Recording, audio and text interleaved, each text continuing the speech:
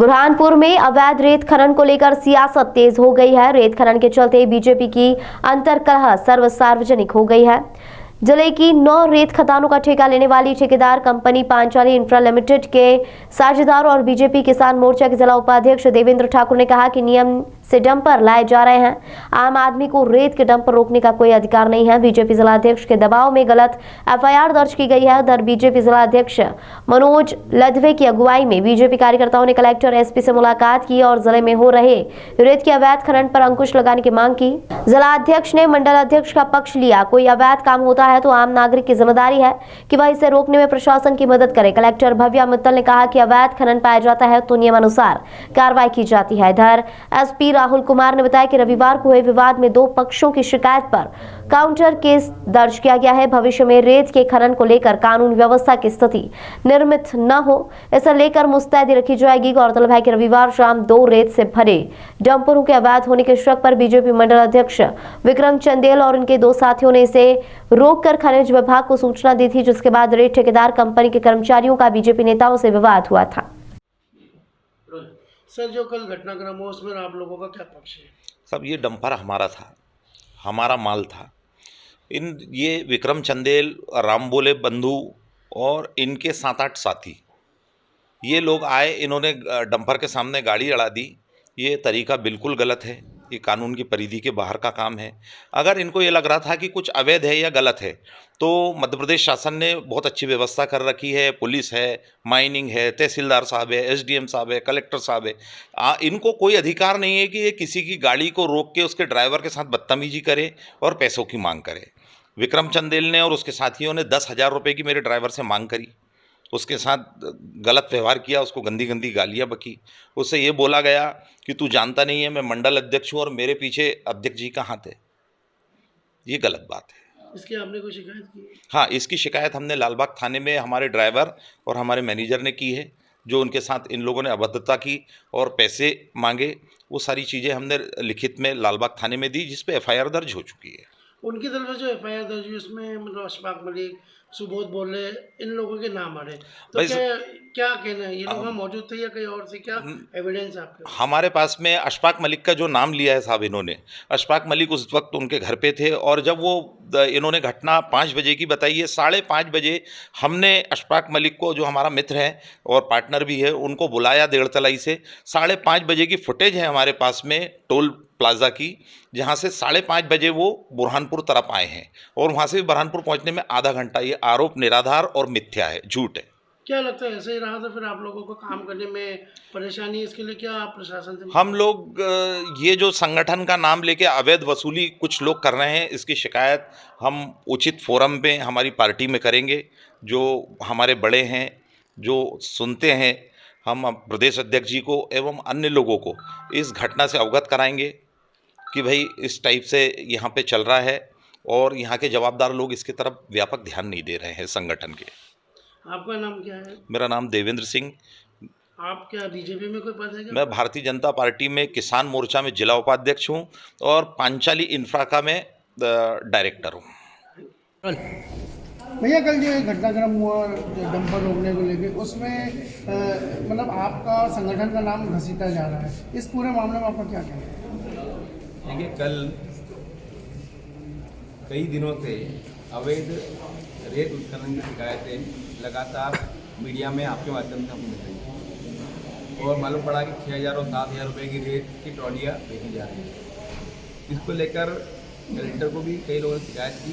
कुछ दिन पहले किसान भी यहाँ पर ग्राम बछाड़ के किसान का वीडियो मैंने आपको मीडिया के माध्यम से देखा है, उन्होंने भी शिकायत की। किसान का खेत खराब हो रहा है, उसके खेत में डंपर चल रहे हैं, जो वो किसान शिकायत करने आए तो उसको बोला जा रहा है कि तुझे डंपर से ही गड्ढा करके गाड़ देंगे। इस प्रकार की घटनाएं जिले में हो रही थी। कई दिनों से ट्रॉली को पकड़ने का अभियान भी ठेकेदार के रेत माफियाओं के लोग कर रहे थे। ये शिकायत भी लगातार आ रही थी। ट्रॉली पे 30-40 हज़ार रुपये जुर्माना बनाया जा रहा है, उससे पैसा मांगा जा रहा है, ये भी शिकायत लगातार आ रही थी। इसको लेकर हमारे कार्यकर्ताओं को एक कल शंका के तौर पे हुआ कि ये डंपर यहाँ से जा रहे हैं, शायद ये अवैध हो सकते हैं। उन्होंने पुलिस को सूचना करी, पुलिस मौके पहुँची, पुलिस ने उन डंपरों को जब्त किया और माइनिंग विभाग को सौंपा। और जिन कार्यकर्ताओं ने पुलिस को सूचना करी, इन कार्यकर्ताओं के पीछे ये रेत माफियाओं के गुंडे जाकर इन पर हमला किया। 10-15 गुंडे थे, 2 गाड़ियों में आए थे, इन पर हमला किया। एक कार्यकर्ता बहुत जख्मी हुआ है, हॉस्पिटल में एडमिट है। उसकी शिकायत पुलिस से, उसकी FIR भी शिकारपुर थाने में की गई है। और बाद में ध्यान में आया कि रेत माफियाओं ने झूठी शिकायत हमारे पदाधिकारियों की भी थाने में की है।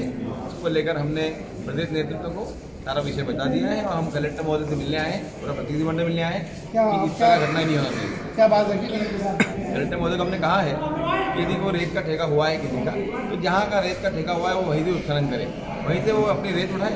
मुझे जानकारी में आया है कि ठेके 9 स्थानों के हैं और अवैध उत्खनन 100 से ज़्यादा स्थानों पर हो रहा है। तो कुछ रेत माफिया इसमें सक्रिय है, तो वो चीज़ नहीं होना चाहिए। नियम कानून से वो काम करे तो हमको कोई आपत्ति नहीं। Okay sir, role. सर, कल क्या घटनाक्रम हुआ था और पुलिस ने क्या वैधानिक कार्रवाई की? इसमें कल के घटनाक्रम के अंदर एक डंपर जो था रेत से भरा हुआ, वो जब टेक्समो की तरफ से लोनी की तरफ जा रहा था, तो उसी के बीच में कुछ लोगों ने उसको ट्रक को रोका और उसके बाद में फिर रोक के जो है वो काफ़ी देर तक उसको रोक के रखे। जैसे ही पुलिस को जानकारी मिली, तत्काल चीता पार्टी वहाँ पर पहुँची और उनके द्वारा जो है वो उस ट्रक को माइनिंग विभाग के सुपुर्द कर दिया। उसके बाद में जिनका ट्रक रोका था और उन दोनों में कुछ झगड़ा हुआ, तो झगड़े पर भी शिकारपुरा पुलिस तत्काल पहुँची वहाँ पर और उनके द्वारा जो है वो कार्रवाई की गई। उसमें एक मामला कायम किया गया। दोनों पार्टी की तरफ से एक आवेदन आए। एक ने जो है वो मारपीट का आवेदन दिया और दूसरे के द्वारा जो ये शिकायत की गई कि हमारा जो है वो ट्रक अवैधानिक रूप से रोका और हमारे सामने गाली गलौज और जान से मारने की धमकी दी। तो दोनों के ऊपर जो है वो CCTV फुटेज वहाँ पे जो लगे हुए थे वो दोनों निकाले गए। रात तक उसकी चेकिंग की गई, उसका सत्यापन किया गया और उसके आधार पर 2 मामले कायम किए गए हैं। एक शिकारपुरा थाना क्षेत्र अंतर्गत 323, 541, 294, 506, 34 के अंदर मामला कायम किया गया है और दूसरा मामला लालबाग में 341 और गाली गलौज 294, 506 का मामला कायम किया गया। सर, बीजेपी का जो प्रतिनिधिमंडल है वो मुलाकात की क्या मांग की है उन्होंने? उनका बेसिकली यही था कि उसमें जो है वो प्रॉपर इन्वेस्टिगेशन हो जाए और जो भी सही तथ्य है उसके आधार पर कार्रवाई हो और उसको एक बार और वेरीफाई कर ले, क्योंकि उनकी कुछ बातें हैं जो उन्होंने बताई है कि उसमें कुछ लोग जो है वहाँ पे सिर्फ खड़े थे, इन्वॉल्व नहीं थे वगैरह वगैरह। तो उन सब चीज़ों को हम लोग प्रॉपर इन्वेस्टिगेट करेंगे, उसके बाद ही कार्रवाई करेंगे। ठेकेदार का ये कहना कि जो लोग नहीं थे उनके लोग भी, उन्होंने भी नाम उसमें FIR में जैसे कि मैंने कहा कि दोनों तरफ जो मुकदमे कायम हुए हैं, तो प्राइमा फेसी जो नाम फरियादी के द्वारा बताए गए हैं उनके आधार पर कार्रवाई की गई है। जो CCTV फुटेजेस वहाँ पे मिले हैं उनके आधार पर ही हम लोग अग्रिम कार्रवाई करेंगे। सर, खनिज विभाग में स्टाफ की कमी है और ठेका हो गया है, ये ऐसे मामले की वजह से लॉ एंड ऑर्डर की सिचुएशन निर्मित होती है, तो पुलिस इस पर एक आने वाले दिनों में नजर रखेगी? जरूर, जहाँ जहाँ पे भी इस तरह की प्रॉब्लम्स आती है वहाँ पर पुलिस तत्परता से उसको टेकअप भी करेगी और कार्रवाई भी करेगी और आगे भी इस चीज़ को ध्यान रखेंगे कि प्रॉब्लम्स के जड़ तक जाके ही उसको खत्म करेंगे। अधिकारी को भेजा है और जो रेत उत्खनन का मैटर है तो उसमें जो भी ट्रैक्टर या कोई पकड़ा जाता है तो उसमें विधिवत प्रकरण दर्ज करके कार्रवाई की जाएगी।